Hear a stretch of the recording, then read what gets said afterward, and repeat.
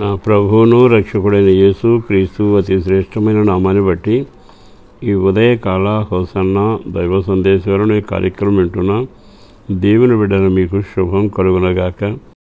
దేవుని సమాధానం మీకు సమృద్ధిగా కలుగునగాక. అందరికీ వందనాలు. ఈ శుభవేళ దేవుని మాట ద్వారా మనం ఆశీర్వదించబడాలి. ఆ జీవం కలిగిన మాట నిన్ను ధైర్యపరచగలగాలి. మనందరి జీవితాల్లో చాలాసార్లు అపజయం పాలవుతుంటాం, కొన్నిసార్లు కృంగిపోతుంటాం.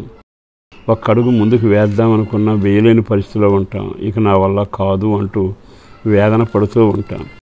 కానీ బైబిల్లో ఒక చక్కని మాట మన కొరకు రాయబడి ఉంది.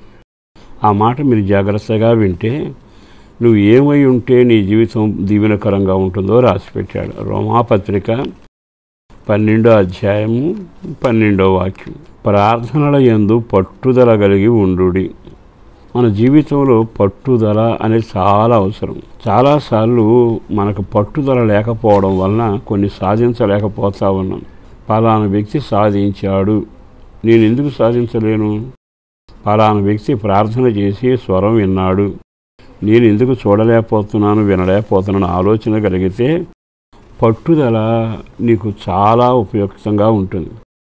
పట్టుదల ఎప్పుడు కలగాలి అంటే నువ్వు ఓడిపోయావు, సాధించలేవు అని శత్రువు నిన్ను గురించి చెడ్డగా మాట్లాడుతున్నప్పుడు నువ్వు చాలా పట్టుదల కలిగి ఉండాలి. అందుకే ఇక పిల్లలకు పరీక్షలు ఒకసారి తప్పినా మరొకసారి పట్టుదలతో చదివించి అది ఉత్తీర్ణులయ్యేట్టుగా చేస్తూ ఉంటాం. మన జీవితంలో పట్టుదల ఉంటే సాతాను ఎన్ని ఆటంకాలు కలుగజేసినా అధిగమించగలం. పట్టుదల ప్రార్థనలో ఉండాలి అనుంది. ప్రార్థనలో పట్టుదల ఎందుకు అంటే, ప్రార్థన అంటే మనం మనుషులతో కాక దేవునితో మాట్లాడతాం. ప్రార్థనలో మనం అనుకున్నవి దేవుని దగ్గర నుంచి పొందాలి అనుకున్నా, దేవునికి ఇష్టడుగా మారాలి అనుకున్నా, దేవుని శక్తి కమ్ముకుంటే మనం గొప్ప కార్యాలు చేయాలి అనుకున్నా దానికి పట్టుదల అవసరం. ప్రార్థన యందు అంటే ఇంకా ఒక అతను ప్రార్థన చేశాడు, జవాబు రాకపోవడం ఏంటంటే ఆశించిన దానికి ప్రతిఫలం లేకపోయేటప్పటికీ మరలా మోకరించాడు. అట్లా మోకరించిన వాడు ఎంత పట్టుదల అంటే ప్రతిఫలం కలిగేంత వరకు. ఆ రోజున వర్షం లేని రోజులు, భూమి ఎండిపోతుంది, పరిస్థితులు మండిపోతూ ఉన్నాయి.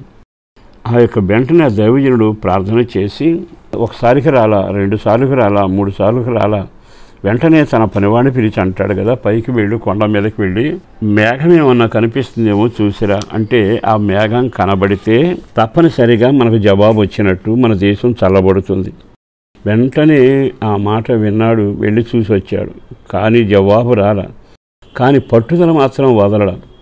ఆ పట్టుదలతో ఇంకా మోకరించి ఎంతవరకు మోకరించాడంటే 7 సార్లు మోకరించి పట్టుదలగా ప్రార్థన చేశాడు. వెంటనే ఒక అరిచేయంత మేఘం బయలుదేరి అతగాడిని కమ్మటం జరిగింది. దేశమంతా పాకింది. విస్తారమైన వర్షం పడుతూ వచ్చింది. పట్టుదల ఉండాలిగా. ఒకసారి సాతాను ఆటంకపరిచినా, పని అవ్వపోయినా, పని విఫలమైపోయినా ఇక మనకేముందిలే, దేవుడు ఇంకేం చేస్తాడులే అనుకోవడానికి ప్రభు మనం నిర్ణయించడా.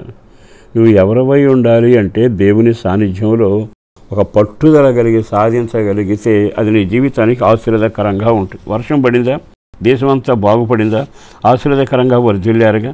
ప్రార్థనలోనే కాదు, నీ భక్తిని కాపాడుకునే పోరాటంలో పట్టుదల ఉండాలి.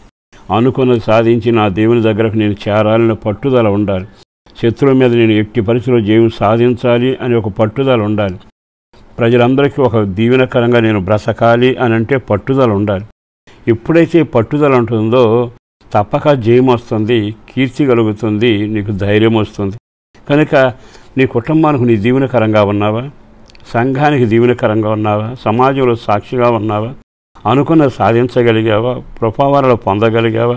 ఒకటేమిటి, ఏమైనా చేయి, కానీ పట్టుదల కలిగిన ప్రార్థన, పట్టుదలతో నడక, పట్టుదల కలిగి యుద్ధం చేయడం, పట్టుదలతో ఏదైనా చేయండి. ఎన్నడూ సిగ్గుపడవు. మన రాజుల చరిత్ర తిరగవేస్తే ఎన్నిసార్లు ఓడిపోయినా మళ్ళా యుద్ధానికి వెళుతూ వచ్చిన రాజుల చరిత్ర వింటున్నాగా. ఈ రోజైనా ఈ మాట విన్నాకైనా ఒక క్షణం నీ పిల్లల మీదకి దీవెన రాకపోయినా, కుటుంబంలో ప్రజలు రక్షణ కలగకపోయినా, నువ్వు ఆశించింది దొరకపోయినా ప్రార్థనాపబాకు, పట్టుదలతో మోకరించి ప్రార్థన చేయి. తప్పక నీకు జయం కలగబోతుంది. పరిశుద్ధులను ప్రేమామడిన ప్రభు వందనాలయ. బిడ్డలను దీవించి ఆశీర్వదించి పట్టుదల కలిగిన క్రైస్తవులుగా మార్చండి. నీతిగా బ్రతకాలనే పట్టుదల, వాక్యానుసారంగా ఎదగాలనే పట్టుదల వారికి కలుగునట్లుగా కార్యం చేసి అవసరాలు తీర్చండి. కుటుంబానికి క్షేమం కలుగ చేయండి. పేరు పేరున బిడ్డలను దీవించి ఆశీర్వదించి మేలుతో తృప్తిపరిచి రక్షణ భాగ్యం దయచేయమని యేసు పేరట వేడుచున్నాం తండ్రి. ఆమేన్.